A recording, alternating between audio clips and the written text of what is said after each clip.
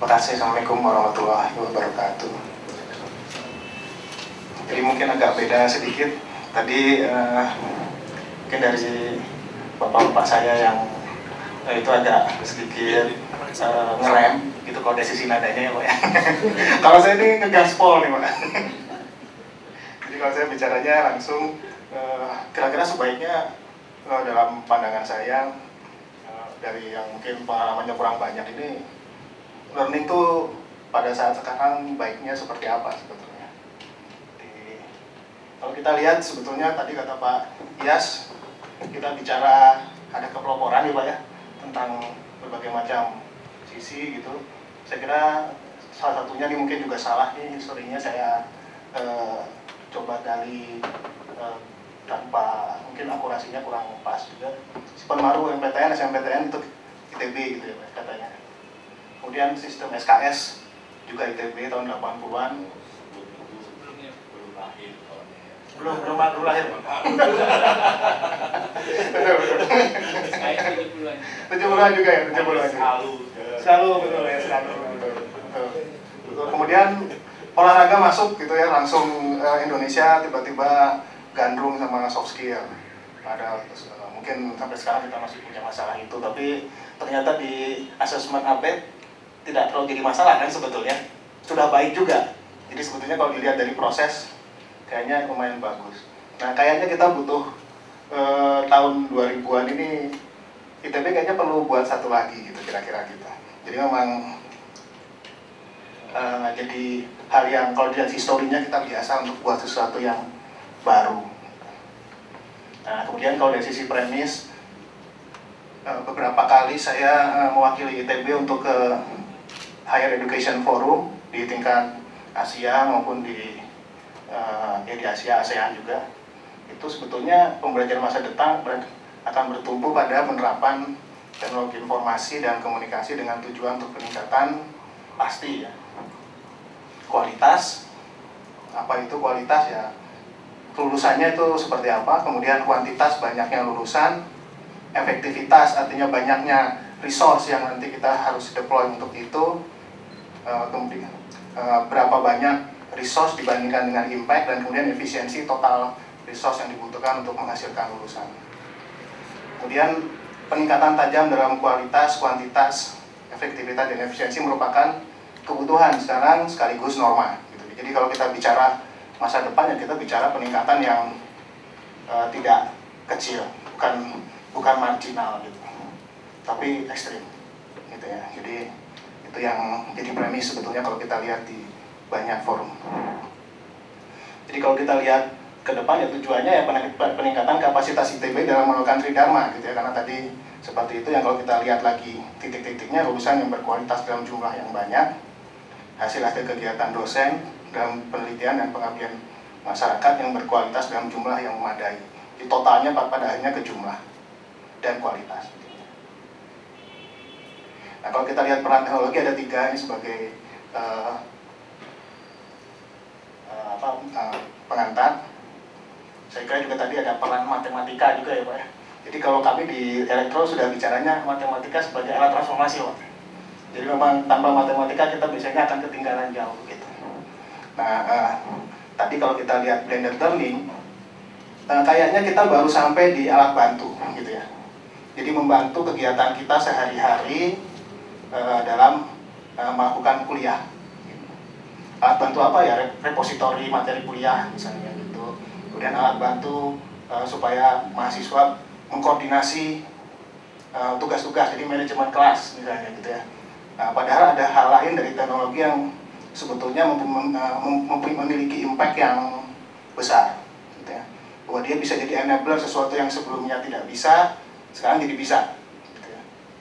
Kemudian alat yang menjadi transformasi. Jadi yang awalnya kegiatan itu bentuknya seperti itu dengan paradigma yang sebelumnya, sekarang tiba-tiba berubah sama sekali menjadi bentuk yang sama sekali baru. Yang sebelumnya mungkin bukan disebut learning, tapi main mungkin. Itu yang saya kira kita perlu lihat, posisi kita mungkin sekarang baru di yang pertama. Nah biasanya kalau kita bicara alat bantu, karena impact-nya biasanya marginal di situ, harga yang dicapai itu biasanya masih mahal. Jadi kita sudah pasang komputer segala macam gitu ya. Yang muncul tetap yang seperti dulu. Sebenarnya tanpa komputer dan lain-lain tetap bisa dilakukan. Sekarang malah kita harus bayar fokus ya Pak ya, yang mungkin 10.000 jam 10 juta gitu, berapa watt, berapa rupiah. Kemudian kalau listrik mati kita malah seneng. Saya seneng Pak. Ya udah berarti nggak kuliah gitu. Nah, jadi impactnya malah belum terlalu kelihatan, biayanya yang nambah, yang terlihat itu malah biayanya yang bertambah. Nah itu yang mungkin kita perlu lihat. Kalau kita tidak bergerak terus ke teknologi atau apapun yang membantu kita itu ke level sebagai alat mentransformasi kegiatan kita, kita hanya akan bayar harganya. Mending kita pakai sabak dan kapur, lebih murah gitu ya, dan hasilnya sebenarnya sama saja dengan yang kita lakukan sekarang. Sahabat model malah kita malah balik lagi kan sebetulnya, ternyata lebih suka sahabat gitu ya. Jadi sekarang seperti ini kira-kira proses pembelajaran saat ini. Kemudian kita masih berpikirnya teknologi sebagai alat bantu gitu ya. Kemudian kita berharap dengan begitu kita mendapatkan proses pembelajaran masa depan gitu. Padahal mungkin yang perlu dilihat adalah teknologi memungkinkan apa gitu. Dari situ kita lihat seperti apa sebetulnya proses pembelajaran yang bisa dilakukan, bahkan sesuatu yang mungkin sama sekali bentuknya tidak seperti belajar. Kita mentransformasi itu memang dalam pelaksanaannya, implementasinya kita melakukan transformasi itu perlu manajemen perubahan tentunya. Jadi kalau kita bicara problem statement-nya, proses pembelajaran masa depan itu seperti apa ya, kita bicaranya harusnya berubah dari apakah mungkin melakukan apa gitu ya, menjadi premisnya semuanya mungkin. Kemudian kalau kita bicara nanti ada masalah biasanya, kemudian kita akan bicara no. Katanya kata orang tuh no sebaiknya jadi question. No, mungkin kita bisa ubah yang sebetulnya kayak tidak mungkin menjadi hal yang mungkin. Ini menurut saya, gitu. Nanti saya kira saya ingin memberikan stimulan, kompor-kompor gitu ya. Jadi saya ingin jadi mythbuster gitu.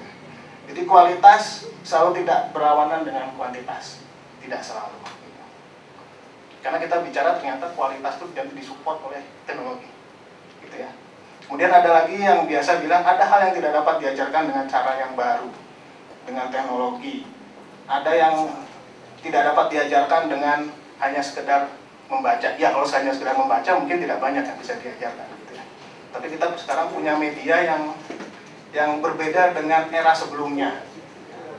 Media yang sebetulnya mentransformasi bagaimana cara kita berhubungan satu dengan yang lain. Nah itu kayaknya itu jadi mitos sebetulnya. Dan banyak hal lagi yang sebetulnya menurut saya banyak mitos yang masih membelenggu pemikiran kita, sehingga kita masih bergeraknya marginal. Gitu ya. Mungkin contoh yang paling sederhana seperti yang tadi, persoalan bagaimana kita mengisi blended learning server kita. Persoalannya bagi saya sebetulnya cuma masalah kebijakan aja. Persoalan mahal ya kalau dilakukan sekaligus. Tapi kalau kita pastikan bahwa server resmi kita adalah blended server learning server kita, itu adalah server resmi kita untuk melihat informasi tentang kuliah. Saya kira kan minimal PPT-nya masuk ke sana.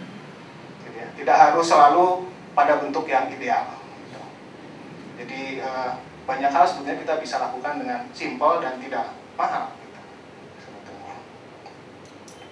Nah ini kalau saya punya bayang-bayang kira-kira gini Pak, kalau next generation learning itu. Jadi kelas rata-rata umurnya ukurannya 500 siswa.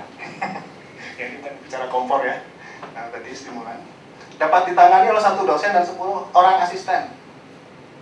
Mahasiswa S2, tapi hanya membutuhkan 10% dari waktu yang biasa kita lakukan. Jadi kalau kita bicara teknologi tadi, efeknya ekstrim kan? Harus ekstrim. Kita buat tujuan-tujuan itu dulu kalau menurut saya. Kemudian kita cari bagaimana sebetulnya cara itu bisa kita capai. Ya mungkin ternyata setelah dicari-cari diputar-putar ternyata dapatnya cuma 100 gitu ya nggak apa-apa 100 orang siswa gitu, tapi kita mulai dari tujuan-tujuan yang merupakan bagian dari teknologi. Kenapa teknologi diimplementasikan di situ? Karena kalau teknologi tidak punya impact yang jelas, ya mendingan balik lagi ke blackboard dan kapur. Subak, gitu ya. Sabak tadi, sabak. iPad gitu. Nah, kemudian juga ada hal lain yang menarik adalah sebetulnya dengan next generation learning itu menurut saya mahasiswa sebenarnya dapat menyelesaikan setiap subjek sesuai dengan kemampuannya. Ada yang memang cepat, jadi akan bisa cepat selesai. Kemudian ada yang lambat, jadi bisa lambat. Terserah dia gitu, sesuai dengan kemampuannya. Nah, memang di sini nanti akan ada berbagai macam hal yang ini ya, yang menjadi penting untuk dipikirkan tentang prosedur dan SOP dan lain-lain. Seperti misalnya tadi, kalau ternyata hanya 10% waktu dari dosen yang biasa, artinya cuma 2 kali tatap muka, itu nanti dianggap dosen benar atau enggak, itu kan gitu ya. Tapi dia bisa jamin hasilnya, gitu ya. Tapi itulah gunanya teknologi gitu menurut saya. Gunanya teknologi diterapkan itu salah satunya membuat kapasitas kita meningkat. Gitu. Kalau tidak meningkat, kita punya masalah. Gitu ya. Tentu saja peningkatan kapasitas tadi kita akan pakai untuk memperbesar kelas atau untuk mengerjakan penelitian, misalnya gitu ya. Itu di situ tuh. Saya kira nanti kita dari sisi ITB akan bisa melihat bahwa deployment sumber daya manusia itu nanti akan terlihat di situ. Jadi, kalau nanti kita push semua habis di pendidikan, jangan berharap kita akan dapat hasil yang baik di penelitian, dan nanti kita akan punya masalah juga di pendidikan pada akhirnya. Jadi ini kalau dilihat mimpinya kayak seperti ini, nanti sebetulnya kita perlu diskusikan gimana sebetulnya mencapai hal seperti itu. Dan saya kira sih bagi saya pribadi banyak hal yang bisa kita lakukan untuk bisa mencapai hal itu. Ya, ini kalau dari sisi teknologi ada 3 hal sebetulnya nanti yang akan menurut saya pribadi gitu ya, akan menjadi kunci dari teknologi learning. Yang pertama, content management system, saya kira yang blended learning sudah buat. Kemudian bagaimana simulasi, itu sepertinya tidak terlalu banyak menjadi pemikiran, tapi sebetulnya itu yang membuat saya kira next generation learning menjadi punya impact yang besar. Ini ada satu data yang bilang katanya kalau kita buat mahasiswa itu hanya sekedar membaca gitu katanya, hanya 20% katanya yang langsung bisa menangkap. Kemudian kalau mendengar itu dia akan meningkat lagi gitu ya, 40. Kemudian kalau dia mulai melihat gitu, mungkin melihat betul seperti apa, jadi mungkin aku yakin gitu ya Pak ya, menurunkan gitu. Nah, tapi kalau betul-betul mencobanya sendiri, nah itu nanti kita akan dapatkan angka katanya 80% katanya. Itu saya juga nggak tahu, mungkin orang UPI buat data yang benar atau enggak, tapi saya kira itu ya. Nah, simulasi itu membuat pada semua bidang ya, karena mungkin teknologi komputer sudah memungkinkan itu, membuat siswa memiliki akses ke eksplorasi, mengeksplorasi banyak hal sendiri gitu ya. Saya kira kalau kita bicara matematika, ya kita bicara software yang namanya matematika itu ya Pak ya. Itu berbagai banyak forum juga dianggap ya terbelah juga sih. Ada yang bilang itu tadi melemahkan, ada yang bilang menambah kekuatan siswa gitu. Karena di sana bukan sekedar angka-angka jadi kalkulator, tapi betul-betul matematika di situ. Jadi simulasi jadi hal yang menjadi kunci pada semua subjek gitu ya. Kemudian tadi ada masalah collaborative environment gitu ya. Jadi zaman saat ini tuh zaman ketika yang ada itu collective knowledge. Kalau dulu mungkin kalau kita bicara kelas, knowledge itu hanya ada di dosennya. Dosen mentransfer ke siswanya. Saat ini tuh knowledge itu adanya di kolektif yang sudah bisa diakses dengan internet. Nah, itu yang oleh dosen itu di channel sebetulnya informasi itu dengan berbagai macam kegiatan kelas. Nah, jadi di situ memang akan muncul hubungan dengan expert yang lain, gitu ya. Jadi saya selalu bicara kalau di kelas itu kalau Anda cuma cari informasi tadi Pak, jangan dari saya gitu. Saya tidak akan banyak memberi yang gitu. cari dari Google, dia lebih pintar dari saya gitu. Mbak Google tuh lebih pintar dari saya gitu. Jadi silahkan dicari sendiri.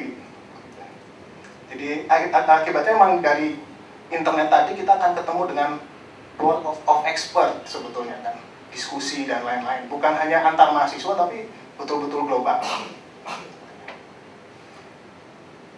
Jadi ada semacam knowledge resource yang muncul di situ. Ya, kemudian kalau dari sisi metodologi sebetulnya banyak hal sebetulnya sama, tapi banyak asumsi yang berubah sebetulnya. Seperti misalnya student oriented learning gitu ya. Kita masih berpikir dosennya yang harus mencari cara gimana gitu caranya supaya mahasiswanya belajar. Padahal itu asumsinya. Asumsi next generation learning itu studentnya yang aktif belajar. Yang belajar 3 SKS, yang kerja 3 SKS itu studentnya, Bu. Bukan dosennya 3 SKS. Tentu saja ada asumsi pada saat itu ya, ketika kenapa 3 SKS tatap muka itu kan karena memang diharapkan ada efektivitas dan efisiensi pada saat itu, gitu ya. Tapi sekarang yang kelihatan malah yang kerja 3 SKS itu malah dosennya. Mahasiswanya itu jarang yang kerja 3 SKS kalau kuliahnya. Ada ya, Bu ya. Ya, jadi paradigma berubah. Student harus aktif. Jadi kalau saya biasanya kalau mungkin agak ekstrim, tapi ini di S2 sih, Pak. Jadi saya biasanya sama Pak, saya tanya juga, ada masalah? Kalau nggak ada masalah, saya bubarkan Pak, kuliahnya.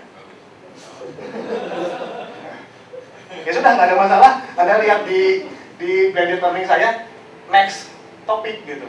Kira-kira gitu. Next topik gitu ya. Ya, silakan dibaca lagi gitu.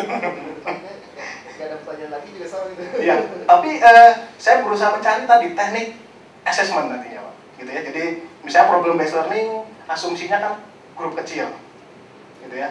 Nah asumsi itu ternyata dari sisi teknologi bisa diubah, ternyata sekarang hilang tuh asumsi itu. Tinggal kita pikirkan bagaimana caranya. Nah yang jadi masalah memang teknik delivery konten gitu ya. Contohnya, apakah konsep mata kuliah masih relevan? Gitu ya. Atau harus di breakdown lebih jauh? Karena waktu itu mungkin kalau kita dulu zamannya Plato itu kan pokoknya lulus gitu. Masuk ke universitas, ikutin Plato terus, jadi nanti dia akan bilang lulus gitu kan Pak, gitu ya. Kemudian orang disubjek-subjekkan gitu. Kemudian kita mulai bingung tentang kok pelajaran ini dengan pelajaran ini nyambung, overlap. Kemudian ada matematika yang harusnya dipelajari dulu bareng-bareng sama yang harusnya di ini. Karena memang dari sisi sistem itu tidak memungkinkan subsistem tadi bisa kelihatan sambungannya, gitu ya. Nah itu yang jangan-jangan mungkin gitu ya dalam konteks ini, dan ini saya coba praktekkan di satu program lain gitu. Saya breakdown dulu sampai ke topik, kemudian saya atur kuliahnya. Nah itu mungkin teknik delivery content yang penting perlu kita coba pikirkan juga gitu ya. Kemudian tadi diskusi gitu ya. Diskusi ini tujuannya apa dan lain-lain. Nah, saya lihat hal yang menarik itu sebetulnya teknik assessment. Apa yang sebetulnya kita ingin dapatkan dari assessment? Gitu ya. Nah, kalau tujuannya tadi kata Pak Iksan tadi sebetulnya ada tujuan yang untuk setiap tujuan mata kuliah ada teknik assessment yang cocok gitu kan. Saya bilang saya balik. Kita pasti ada cara multiple choice yang pas untuk setiap tujuan mata kuliah gitu. Jadi paradigma kita putar-putar nggak karuan memang. Tapi mudah-mudahan ini menjadi hal yang baru gitu. Jadi misalnya tadi langkah-langkah, saya kira kita waktu SMA itu di SMPTN itu ada istilahnya IPA terpadu atau apa itu ya Pak ya? Ada ya soal IPA terpadu itu terstruktur gitu. Kita buat multiple choice, tapi sedemikian rupa kita buat sehingga kita bisa melihat apakah dia mengerti setiap langkahnya itu. Dan tentu saja saya kira pada saat dulu ITB merancang multiple choice, cara merancang jawabannya aja ada triknya kan gitu ya Pak ya. Tidak, kalau saya merancang multiple choice agak ngawur. Pokoknya ada satu jawaban yang benar, yang lain mungkin itu ya, itu ngawur itu. Tapi saya kira ada hakikat dari multiple choice yang sebetulnya itu kan cuma teknik sebetulnya. Kita bisa atur-atur, kita bisa desain, kita modifikasi sehingga memang nanti sesuai dengan apa yang kita inginkan. Kemudian true or false. Yang menarik dari teknik assessment ini kalau menurut saya, bagaimana kepercayaan kita terhadap TOEFL test, gitu ya. Itu multiple choice, gitu ya. Tapi sedemikian rupa sehingga seluruh dunia ini bisa percaya begitu saja dengan hasil dari TOEFL. 550 udah hebat lah gitu, kira-kira gitu ya. Kalau nggak 550 disuruh kursus lagi gitu. Kemudian TPA gitu ya, atau SAT yang di Amerika itu kan SAT gitu ya. Itu bisa menjadi indikator tentang bagaimana kemampuan akademik dari mahasiswa gitu ya. Nah, kalau kita balik seperti itu kan sebetulnya ada peluang sebetulnya untuk bisa membuat hal yang sama, yang membuat kita agak berat di awal gitu ya Pak Arif ya, karena memang Pak Arif paling rajin tuh buat podcast segala macam sampai lengkap sekali, sampai ke soal-soalnya saya lihat juga sudah mulai dicoba multiple choice mungkin malah belum ya. Saya kira ada peluang untuk bisa membawa hal-hal yang sebelumnya kita kira tidak bisa, misalnya tadi ya mengakses kemampuan mahasiswa dengan multiple choice dan lain-lain, ternyata sebetulnya bisa kalau kita coba menggunakan cara pandang yang berbeda. Ya tentu saja tadi kalau kita lihat dari sudut pandang organisasi, tentu saja pada akhirnya kita bicara tentang bagaimana manusianya yang harus beradaptasi terhadap itu. Dosen beradaptasi dengan peralatannya, mahasiswa tadi harus beradaptasi dengan pola yang harus diberikan. Gitu. Itu yang saya kira hal yang penting. Kenapa ITB jadi kunci dalam konteks pendidikan nasional? Karena memang kalau di ITB nggak jalan, yang lain pasti nggak jalan. Tuh masalahnya memang di sumber daya manusia. Gitu. Ketika sumber daya manusianya yang katanya terbaik di Indonesia saja tidak mampu beradaptasi dengan sistem yang ada, begitu misalnya, ya pasti di tempat lain nggak akan jalan. Tapi begitu berhasil dan jalan, orang-orang ITB biasanya langsung membentuknya untuk bisa dipakai untuk orang lain. Gitu. Sampai tadi ketemu persoalan ternyata multiple choice sudah tidak bisa dipakai lagi untuk melakukan asesmen karena salah pakai. Tadi saya kira salah pakai. Gitu ya. Oke, saya kira kesimpulannya mungkin tadi itu ya, kemauan belajar dan beradaptasi, kemudian perlu perubahan paradigma baik secara institusi maupun masing-masing individu stakeholdernya. Memang dan terakhir saya kira kita tadi sepakat perlu pendekatan institusional yang kuat terhadap sistematik, walaupun tetap dalam implementasinya kita perlu merancang change management yang realistis. Terima kasih Pak.